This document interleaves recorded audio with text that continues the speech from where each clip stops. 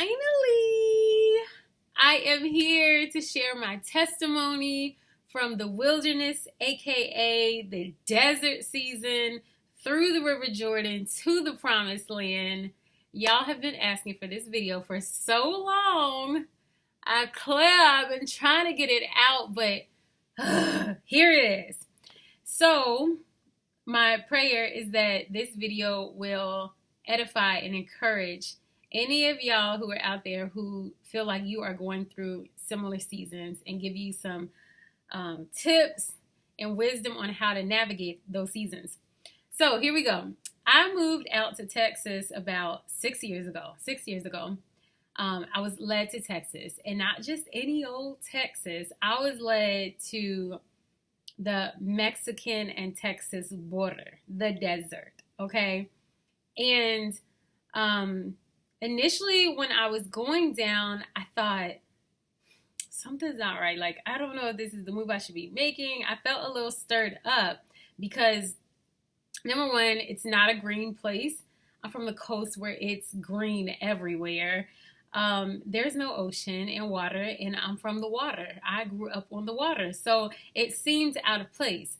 But for any of y'all that know, the desert is a place that calls you. It's also a place of healing. A lot of people talk about there's an oasis in the desert, right? Clearly, there's no like real watering hole in the desert, but that oasis is living water from our Heavenly Father. In my case, it was living water. So I was called to the desert for a season. I initially thought I was only going to be there for a year and I was going to leave after that. But I was called to the desert to continue a healing process that, funny story and very long story short, actually started in the desert. So, very long story short, I visited first and I went down there during an incredibly traumatic time in my life. Just think all hell breaking loose. That's what went on in my life. And I went down there for a series of maybe about 2 months, and my healing started there. And then I went back to where I was living because I wasn't living in Texas. And so I went back to where I was living to go do regular life. I still had a career, all that type of stuff. And when that year was up, the desert, he called me back to the desert because that was the location of my healing and continued healing and a ton of other things that he had planned to do in my life. Get comfy, right? But anyways, so he called me to the desert 6 years ago. And although the desert doesn't have any of the natural elements that I'm used to and that I love, I wouldn't have changed my experience for the world. The people that I met, the relationships that I've built, the growth, the development, the way my life has transformed and taken off in so many different ways, y'all. Don't despise your desert season and don't resist your desert season. You need to lean into that bad boy with everything you have. Everything you have. It's such an incredible season in your life. For those of you that are trying to figure out, well, Tasha, what is a desert season? For me, a desert season was a physical desert. It's not physical for everybody, but for me, it was physical. But it's a place where you are taken, that you are somewhat isolated from familiar things, familiar surroundings, familiar people, sometimes. For the purposes of our Heavenly Father accelerating you in growth and training and development for your purpose and for other things that He has planned out for your life. Like I said, I thought I was going to be there for a year. What does the word say? Many are the plans of man or woman, but the Lord directs my path. So that's what happened. 1 year turned into 6. Because if you would have asked me, Tasha, you went to the desert for 6 years? What? There's no ocean down there? The seafood is not fresh? There's no green? You know what I mean? Like, no, that's not me. But in spite of all those things not having my conveniences, He knew full well better than me what I needed.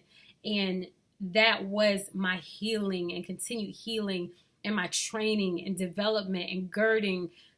I mean, if I would go into the intricacies of how I was built in ways that I would not have been able to be built had I been in a different environment. Environment matters big time. Big time. So anyways, that just brought up thought. So I have a Faith Walk It Out mentorship program, which I'll get to in a little bit. But that's a part of what I teach in the mentorship. Because if you're trying to faith walk it out, environment matters. Don't let anybody fool you, okay? If you put a plant in soil that's dry, it's not going to thrive at all.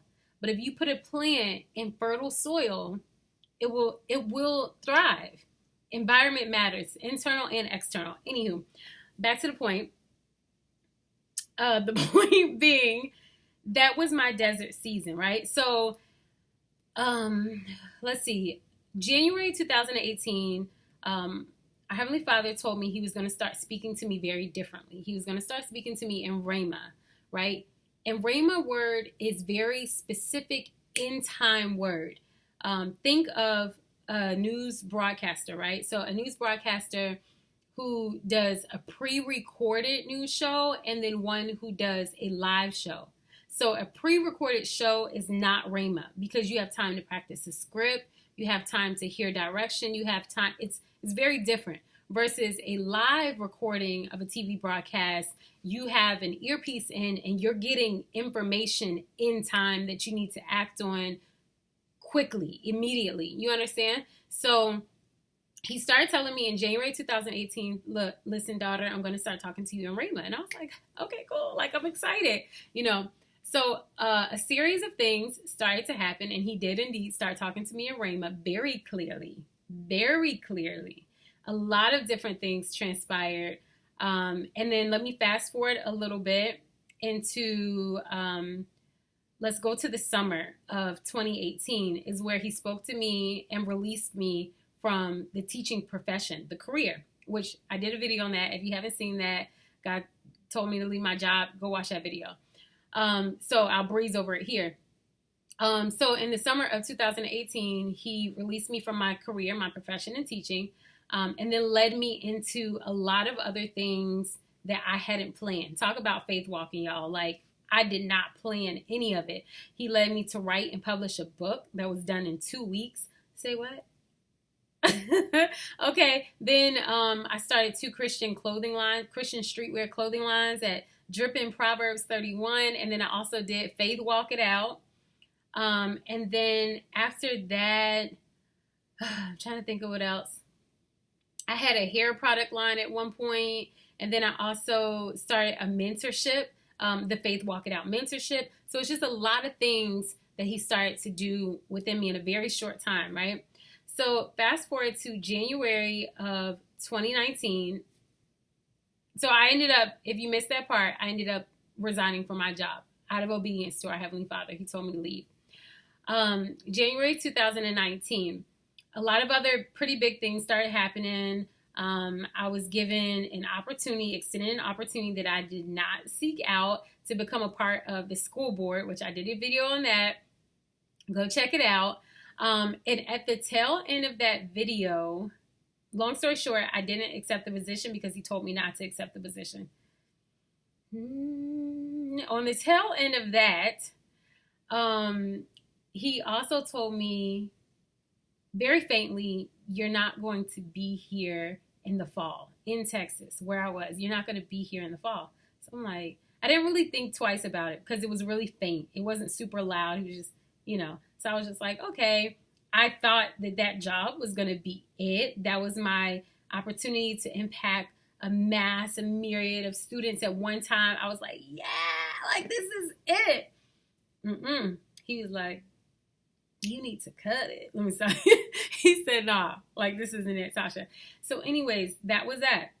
So mind you, like, listen, right? He tells me you're not going to be here in the fall, but he says it's super faint. And I'm like, what is he talking about? Mind y'all, I had a house. Bought a house. I had a house for several years. Just a lot of things were pretty established, right? So then a couple months go by, about 3 months. In March, he tells me to go to this location, Claude, which is a story for a whole nother video for those who are ready, okay? So he told me to go to another location, which was 2 states over. And he said this was going to be the capping of your desert experience. So I was like, okay, didn't make sense because meanwhile, I didn't have a traditional job this entire time, right? So you think about it from the summer of 2018, even going into 2019, I still didn't have a traditional job, but I was doing these things he was calling me to do, like the hair company, hair product company, the book, the clothing line, the online mentorship. I was doing all these different things that he was telling me to do. So he was providing for me very well. And so in March, I took the trip. And let me just pause for a second because this is going to help somebody. For those who have ears to hear, let them hear, okay? To some of y'all, this is not going to make any sense. But to some of y'all, you're going to be like, get it. Thank you. Okay. So when you are coming out of the desert season, okay, you're going to go through a process. And I have to be careful with my words because it's not God testing you, okay? Like a lot of people talk about God test me, pass this test. Where did y'all get that from? Like that's not biblical. It's not. The word says he doesn't tempt, test, or try.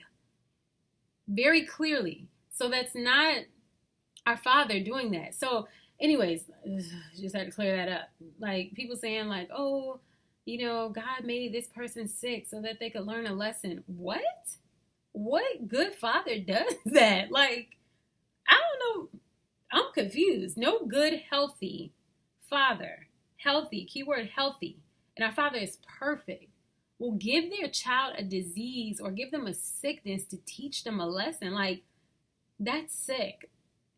You know what I mean? Like, anyways, that's not what this is about. But anyway, so it's not that our Father is testing you. It's an experience that you go through to reflect your development to yourself, right? So a lot of times you can't see areas in which you've leveled up because you're living in your own body, and these are the eyes that you're looking out of. Does that make sense? But he can see where he's developed you and where he's refined you and where he's cultivated different things inside of you. And so when you're put in environments where those areas that he's developed you have to be activated for you to see them, for them to reflect back to you so that you can see like, wow, I didn't know this was me. I didn't know this was a new me. So that's what the experience is for. And it won't be comfortable. I'll tell you that. It won't be comfortable. In the beginning, you're going to question it, like, what in the world is happening? And then it won't make sense. And it'll be very uncomfortable to the point that you're like, I'm misplaced. This is not where I'm supposed to be. Like that type of thing. Like I said, for those who have ears to hear, let them hear. Because that probably sounds really crazy to some of y'all.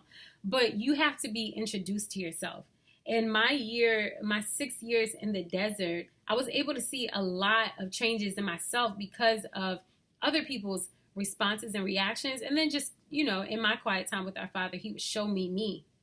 But sometimes the level of the degree of your development is difficult for you to see. So you're placed in environments where those degrees of development have to be exposed so that you now have a mirror that reflects to yourself who you are. I hope that makes sense. Anywho, so I did that. When I came back from that experience, he started talking to me gently about moving. And I started hearing him, and the voice was pretty low. And I was like, oh, okay. Like, not really sure where I'm going. Daddy, you do know that I still have a house, a mortgage here. Okay. I'm thinking of all these different things. But the voice was low, so I didn't really hop on it, like talking about it. So then as time goes on, the voice continues to get stronger, louder, and clearer. Until one morning, y'all, I woke up and he said, start moving. What? I was like, wait. Okay, don't freak out. mind you, Tasha, you still like, how? How is the question? How? Just think of my scenario. How? I didn't have a traditional job. I still had a mortgage, bills, all of that. Like everything, permanency was still everywhere. Like, just get up and move. And where? Where? So initially, it kind of felt like Abraham when he said, go to a place that I will show you, right? He didn't tell him where to go. He was just like, go to a place I will show you. Like, big ups to you, Abraham, because that that level of faith, man, like, wow. Luckily, as the voice started to get stronger, he showed me where to go, right? Which is where I am now, okay? He showed me where to go across the country.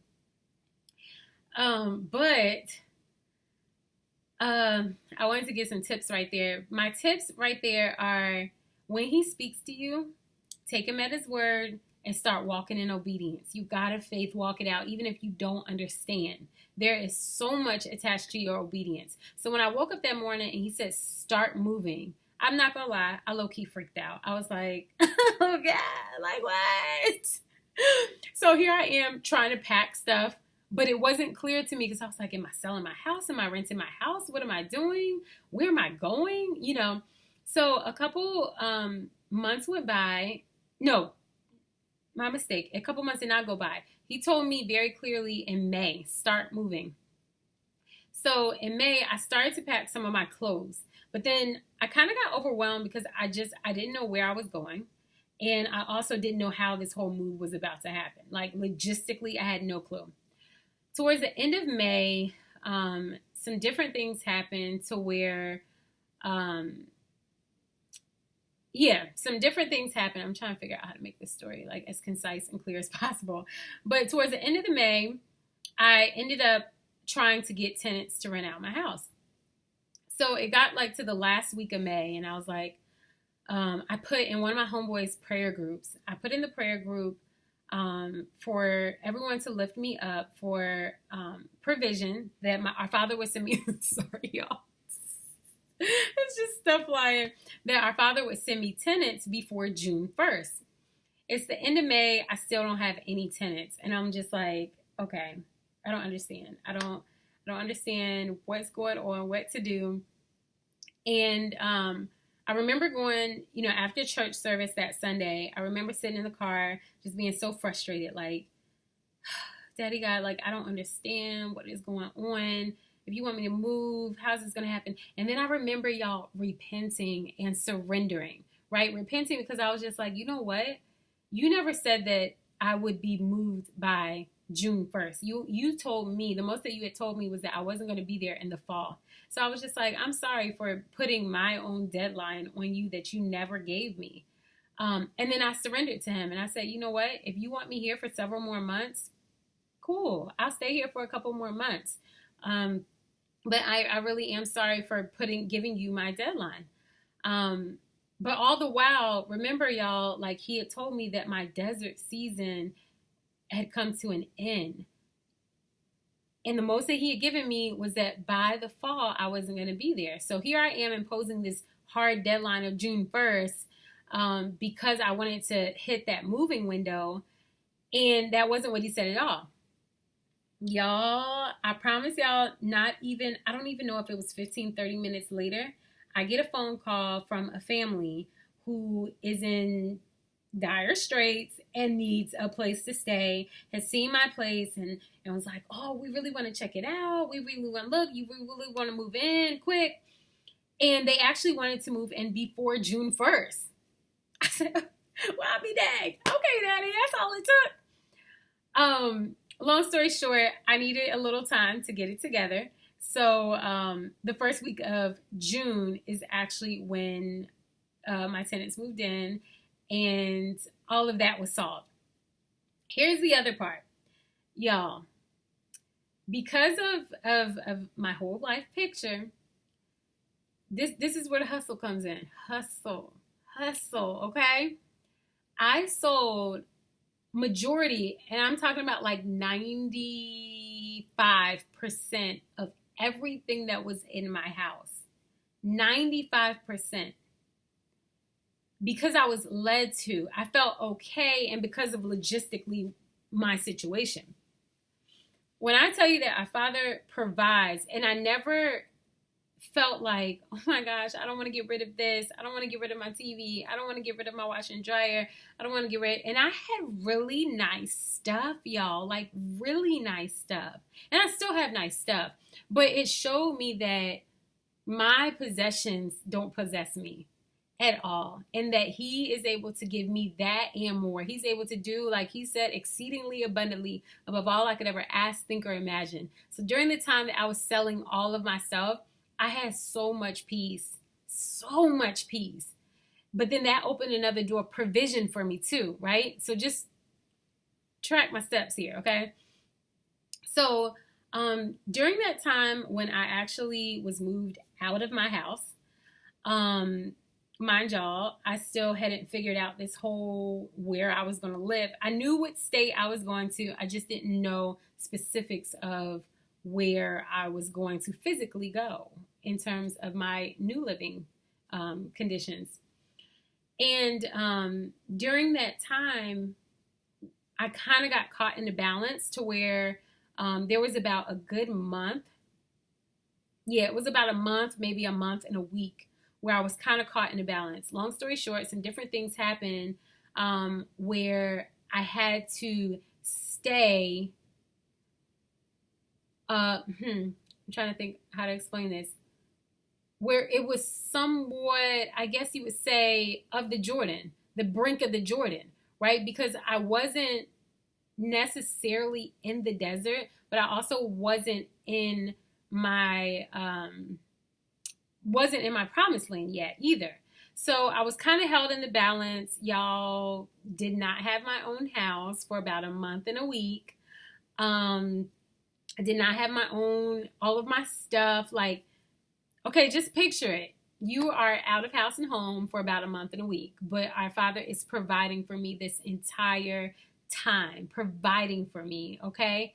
So my wisdom here is that it could have appeared like it was a disruption or an interruption in God's plan. Because originally he told me, okay, you're going from here, exiting the desert, you're going to the promised land, right? But I had to be caught in a balance for about a month and a week because there was a divine appointment, things that he wanted to do in and through me before I made that connection. So if there is what looks like a disruption in the plans of God in your life, and you really have to be discerning in order to see, okay, is this truly an enemy disruption, or is this a disruption, a divine disruption, more so an appointment that our Father has already planned for you? Okay. So if that is the case in your life and you find yourself hanging in a balance, so to speak, my suggestion is enjoy the process, because I could have complained hardcore. I could have complained, y'all, the way my life is set up. Okay. But I didn't. I had to catch myself, because is that or is that not what the Israelites did when they left, when our Father delivered them out of Egypt? Complain. Oh, we had such and such. We had bread and meat and this and that when we were over there. Now you just brought us out here to die. And you saw what happened to them. Boo-boo, it ain't happening to me. So I had to be very careful, to be very intentional every single day to make sure that my heart was positioned in gratitude, and that it was positioned in a way that I was leaning into positivity and leaning into what can I learn from this experience, and also who can I meet? Who is it that you would like me to meet along this journey, so that I can either serve in a particular way or receive in a particular way?